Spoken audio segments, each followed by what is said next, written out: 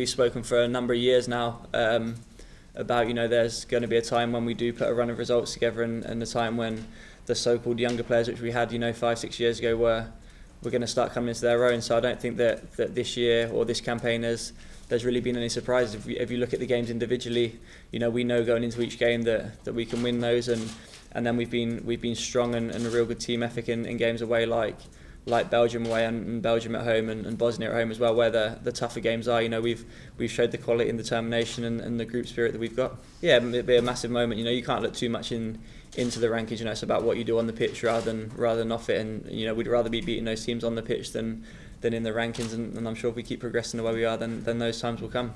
Till the results go, I know it's cliche to say that, but yeah, you know, we just got to concentrate on our own games and getting as many points as we can. We want to obviously try and get it done as soon as possible. We can't look too far ahead. We've got a massive game against Cyprus, who themselves will still be thinking that if they beat us, they've got a good chance of qualifying as well. So yeah, it's going to be a massive game and one that we're all looking forward to. Yeah, obviously massively exciting. You know, you can see the hype around the city. Even coming into the hotel last night, you know, there was more people around and everyone taking a bit more notice. You know, we've got two massive games now where we can really do something, and obviously all the boys are buzzing to get going now.